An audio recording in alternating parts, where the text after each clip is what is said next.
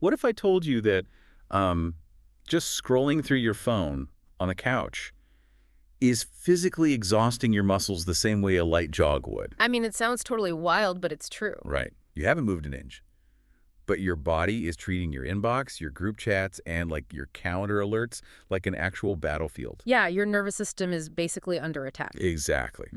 And you reach the end of the day and you just feel completely inexplicably heavy. Your neck is stiff. Your shoulders are practically up by your ears. And your brain just feels entirely depleted. Completely depleted. But then you look back at your day and, well, nothing particularly stressful actually happened. There was no massive crisis, no huge argument, just a normal, thoroughly average Tuesday. Yeah, it is a profound sense of depletion that, almost everyone listening to this has experienced at some point. For sure. And usually we just blame it on getting older, or maybe we didn't sleep quite right, or we vaguely gesture at the concept of modern life. We just brush it off. We totally brush it off. Right. But we rarely stop to ask what is mechanically, biologically happening inside our bodies to create that specific type of exhaustion. And that is exactly the mission for today's deep dive. We're unpacking a truly fascinating theoretical model from our sources today on something called internal somatic strain. It's a great concept. It really is. The goal here is to explore how our modern concept of stress might be fundamentally misunderstood. It's not always the big life events that break us down. It's the invisible micro-reactions our bodies have to everyday, ordinary stimuli. Right, the little things. Okay, let's unpack this. Yeah. What exactly is this strain we're talking about, and why is it making us so tired? Well, to understand this mysterious exhaustion, we first have to look at the exact split second before conscious thought even happens. Okay. When we talk about internal somatic strain, we are not talking about ordinary fatigue or being in a bad mood, or even the feeling of psychological stress as you normally recognize it. Right, because usually we think of stress as a thought process first. Like, I realize I have a deadline, my brain processes that fact, and then my body gets stressed. Precisely. But the source material flips that sequence entirely. Really? Yeah, internal somatic strain is a subtle, automatic, physical bracing response that happens the very moment you encounter a stimulus. So it's instant. Completely instant. It could be the millisecond you see an email notification pop up on your screen, or you hear a specific tone of voice from your boss, or even just, suddenly remembering a chore you have to do later. Right. In that fraction of a second, your body physically reacts. But what does that physical reaction actually entail? Because, if I see an email, I'm not throwing my hands up to protect my face. I'm not flinching. Right. It's much smaller than a flinch. It is microtension. Microtension. Yeah. Evolutionarily speaking, your body is wired to prepare for action the second the environment demands your attention. So when that email pings, there is a tiny tightening of the abdomen. It's a tiny one. Exactly. Or there is a brief, almost imperceptible catch in your breath. Or a microtension right behind your eyes as your visual focus narrows. Your attention leans forward, and your internal organs might even undergo a faint contraction-like feeling. That is so weird to think about. It is, but crucially, this bodily cost is generated before your brain can even label it as stress or think, oh, I dislike this. It happens before the word stress even enters your conscious mind. It sounds like having 50 background tabs open on your internet browser. No single tab is enough to crash the computer. You don't even realize they're running. Right. But altogether, they are secretly draining the battery until the whole system just grinds to a halt. That is exactly the dynamic. The human body is perfectly designed to react to the environment. That is how we survive. The problem detailed in the source isn't the single micro-reaction. Okay. The danger is that these reactions are happening hundreds, maybe thousands of times a day, and they fail to fully reset before the next stimulus arrives. So the body never gets the all-clear signal. It's basically an accumulation problem. Exactly. Imagine your baseline state of physical tension is a 0. You get an email, your tension goes up to a 2. But instead of dropping back to 0, it drops to a 1. So you're carrying a 1. Right. Then your phone buzzes. It spikes to a 3, drops back to a 2. You remember a deadline. It spikes to a 4, drops to a 3. This unresolved carryover creates a completely new, elevated baseline. And because my conscious brain was never really involved, I never actively thought, I am stressed. I'm totally blind to the fact that I'm carrying a tension level of 3 or 4 all day. Yes, you are now walking around with higher tension, shallower breathing, and chronic discomfort. completely unaware of how you got there. That is wild. And over time, the source notes this actually changes your body's literal structure. Wait, it changes your structure. Yeah, the baseline shifts toward persistent self-monitoring and uneven fascial tension. Wait, let's define that for a second. Fascial tension. We are talking about fascia, right? Mhm. The web of connective tissue that wraps around all our muscles and organs. Right, exactly. How does a mental trigger, like an email, literally tighten that physical web? It's a great question. So fascia is highly responsive to kinetic energy and repetitive movement. When your nervous system triggers those thousands of tiny, unresolved bracing reactions, the clenched jaw, the tight stomach, the fascia actually adapts to support that new posture. Oh, wow. It physically hardens and loses its elasticity to keep you in that ready state. So that vague, heavy, bodily unease you feel at the end of the day isn't just in your head. It's real. Very real. Your connective tissue has literally spent the last 12 hours shrink-wrapping itself around your microtensions. Okay, that makes perfect sense, but it also really challenges how we're usually taught to handle burnout. How so? Well, because if the problem is this constant accumulation from all these little daily triggers, the emails, the voices, the notifications, standard wisdom dictates we just cut out the bad stuff. Right. Quit the toxic job. Stop talking to the annoying coworker. Move out of the noisy city. Just eliminate the stressors. Well, if we connect this to the bigger picture, that is exactly where traditional stress management advice completely misses the mark. Wait, really? But logistically, it seems foolproof. Remove the fire. Stop getting burned. It does seem logical on the surface, but the source material argues something profound about human nature here. First, it's virtually impossible to remove all stressors from life. Fair point. But more importantly, if your body's internal somatic strain-generating mechanism remains highly active, removing one external stressor just causes your body to reassign the discomfort to a new target. So the brain essentially just needs a target for all that pent-up kinetic energy. If I quit the stressful job, I'm just going to find something else to physically tense up about. Exactly. The source is very explicit about this cycle. If you fix your work situation, your relationships suddenly become the primary issue. Oh, man. Yeah. If you fix your relationships, your physical health becomes the thing you hyperfixate on. If your health settles, you'll start stressing about the future or the economy. There's always something. Always. If the future is totally secure, you'll start stressing about your posture or a weird bodily sensation you just noticed. As long as that internal charging system is left turned on, the target of your discomfort will just be reassigned over and over again. So what does this all mean for us? It means the external things, the emails, the traffic, the people, aren't actually the root of the problem. No, they aren't. They are just the current victims of our internal alarm system. You've hit the nail on the head. The true culprit is what the source calls stress conversion. Stress conversion. Yes. It's not about the sheer volume of external stimulation you face in a day. It's about how much of that stimulation your body automatically converts into an internal physical stress reaction. Okay, following. Stress conversion is the mechanism of taking a completely neutral piece of information like just pixels on a screen and turning it into a physical burden. So if the external world isn't changing, if we still have the job and the phone and the commute, what exactly is happening mechanically inside the body when we successfully stop this stress conversion? That's the million-dollar question. Like, how does the body support itself if it's not bracing against everything all the time? The physical shift is fascinating, and it really comes down to how we hold ourselves up. In a state of typical tension, when you are constantly converting stimuli into stress, your body tries to stabilize itself using superficial muscles. Meaning the outer shell of the body, like the shoulders, the neck, the jaw, the chest. Right. You are literally armoring yourself against the world, hardening your exterior. Makes sense. But in a state of low-stress conversion, the source explains that this architecture shifts. The stability stops coming from those superficial outer muscles. Instead, it comes from deep internal pressure. Deep internal pressure. Primarily the diaphragm, intra-abdominal pressure, and the pelvic floor. That actually makes me think of a camping tent. Oh, I like that. How so? It's like the difference between trying to hold a tent up by constantly pulling on the guy lines from the outside with your bare hands, which requires endless, exhausting muscle effort, versus just relying on a solid, highly pressurized center pole to do the work. That is a brilliant way to conceptualize it. The guy lines are your neck and shoulder muscles. They are meant for movement, not for constant static load bearing. Right. When you rely on the center pole, your deep intra-abdominal pressure.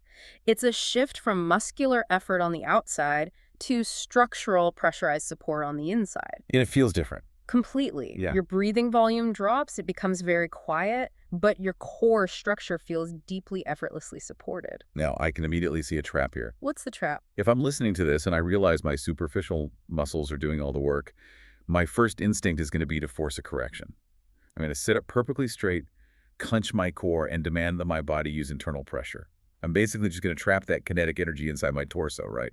And that instinct introduces a very specific critical warning from the text. I knew it. Yeah, if you try too hard to forcefully correct your posture or deliberately manipulate your body to create perfect symmetry, you cause a very real physiological bottleneck. You create uneven internal pressure. What does uneven internal pressure actually feel like? It results in a very strange set of physical sensations. The source describes it as a feeling of localized heat or expansion. Like bloating. Kind of. It's the highly unpleasant sensation of being an overinflated balloon. You might feel intense pressure or heat in your head or chest, but it's not an actual headache. The kinetic energy you mentioned has nowhere to escape. Because you've just traded one form of bracing for another. You stopped tensing your jaw, but now you're aggressively clenching your lower back and calling it good posture. Exactly. Some traditional practices actually refer to this as a deviation. A deviation. Yes. It happens when you overuse your obliques or your deep spinal muscles trying to force a correct alignment. The load isn't in your superficial muscles anymore, so your shoulders might feel loose. But you've created a bias in your interoceptive pressure. So the energy is just stuck. The energy gets trapped deep inside. The goal isn't to force pressure into your core like a piston. It is to allow it to distribute thinly and evenly through the entire abdominal cavity, the back, the pelvic floor, and down into the legs. Okay, so physically we are shifting from rigid outer armor to an inner, evenly distributed support pole. But what is driving that shift from the top down? What is happening neurologically in the brain when we finally stop converting every little thing into a physical threat? Well, the author details how, without internal somatic strain constantly firing, 3 specific brain-body loops begin to weaken. And it's important to understand how these 3 loops feed into one another like a cascading chain reaction. Oh, play it on me. The first domino is the salience loop. Salience. That's essentially the brain's radar system, right? The function that marks something in your environment as relevant or requiring immediate action. Exactly. In a highly strained state, your salience system is hyperactive. Everything pings the radar. Every email, every sound, every minor inconvenience triggers a subtle bodily bracing. Because the brain thinks it's all important. Right. But when stress conversion is low, the salience loop weakens. You still see the email, but the information stops feeling like an automatic, heavy burden, requiring a defensive bodily response. So once the brain highlights that email as a threat, once that salience radar pings, I assume the ego immediately gets involved. The brain makes the threat personal. That is the exact next step in the chain. The salience ping triggers the second loop, which is self-reference. Normally, a stimulus is immediately woven into a narrative about me. Right. Why did they say that to me? Exactly. Or, this traffic is ruining my day. The brain turns a neutral event into a personal attack. Yes. But in this state of low conversion, understanding and judgment still occur. But that self-reference loop doesn't stay constantly active. You stop taking the friction of the world so personally. That sounds incredibly peaceful. It is. The stimuli are just facts happening in the world. They don't immediately become a bodily charge against your sense of identity. Which naturally leads to the body's reaction. If the radar pings a threat, and the ego says, hey, this is an attack on me, the physical body is going to respond. Which brings us to the third and final loop in the chain. Interoception. Interoception. Interoception is your brain's perception of your internal bodily signals. So your heartbeat, your digestion, your muscle tension. But wait, isn't being in tune with your body's signals supposed to be the ultimate goal of mindfulness? Why do we want the interoceptive loop to weaken? The awareness isn't the problem. The labeling is the problem. Oh, interesting. Previously, if the salience and self-reference loops were firing, your stomach might tighten. Your interoceptive system feels that subtle shift, and your brain instantly attaches a dramatic label to it, like, I am suffering, or I am having an anxiety attack. Ah, I see. It writes a catastrophic story about a physical sensation. Precisely. When this interoceptive loop weakens, You might still feel a physical pressure in your chest if you have to give a big presentation, but you stop attaching the terrifying storyline to it. It's just a feeling. Pressure is just known as pressure. Heat is just heat. Experiencing a bodily sensation without automatically layering the narrative "I am suffering" on top of it completely changes how you exist in your own skin. It strips away the secondary suffering. You feel the physical reality without the psychological panic. Exactly. But here is the major practical hurdle. Understanding the anatomy of this relaxed, deeply supported state is amazing. But if I decide right now that my new life mission is to eradicate every single micro-reaction in my body, well, my brain is going to treat that as a high-stakes task. Oh, absolutely. Here is where it gets really interesting. I'm going to cause massive self-monitoring. I'll be creating more internal strain, just trying to fix my strain. And what is fascinating here is that the author completely anticipates that exact paradox. Yeah. The text explicitly warns against trying to perfectly eliminate internal somatic strain for that very reason. Because trying to aggressively force relaxation will absolutely backfire. It increases effort, which is the exact opposite of what we want. The practical goal isn't elimination. The phrase to remember is simply to reduce carryover. Reduce carryover. Okay, but how do we actually mechanically do that? Mm. If we aren't supposed to force our posture and we aren't supposed to aggressively monitor our thoughts, what is the tangible tool? It's simpler than you think. Let's say I get a text from someone I'm in a conflict with. I feel that catch in my breath, my eyes tense up. The strain happened. What is the physical mechanism of reducing the carryover? The mechanism is observation without correction. Observation without correction. Yes. When you feel that tightening, maybe your tongue presses hard against the roof of your mouth or your visual field narrows, you don't suppress it. You definitely don't beat yourself up for reacting. You simply notice the kinetic charge, and you allow it to dissolve. But how does it dissolve? Am I taking a deep breath? Am I stepping away? It's actually much subtler than a breathing exercise. It's about consciously choosing not to fuel the contraction. Okay, give me an example. For example, if your eyes have locked onto the phone screen, simply softening your gaze and letting your peripheral vision back in can break the tension. If you notice your tongue is cemented to the roof of your mouth, you just stop pressing it. You just let it go. Right. You don't need to do a dramatic stretch or repeat a mantra. You are just acknowledging the bracing response and actively deciding not to renew the muscular contract for the next second. You're just pulling the plug on the power supply to that specific muscle. Exactly. The reaction occurred, and that's fine. The salience radar paled. But by just letting the tongue drop or the breath resume its natural rhythm, you ensure that the tension doesn't infect the next 5 minutes of your life. It's so simple. It's not a rigorous health technique. It's just letting the reaction reach its natural conclusion instead of trapping it in your fascia.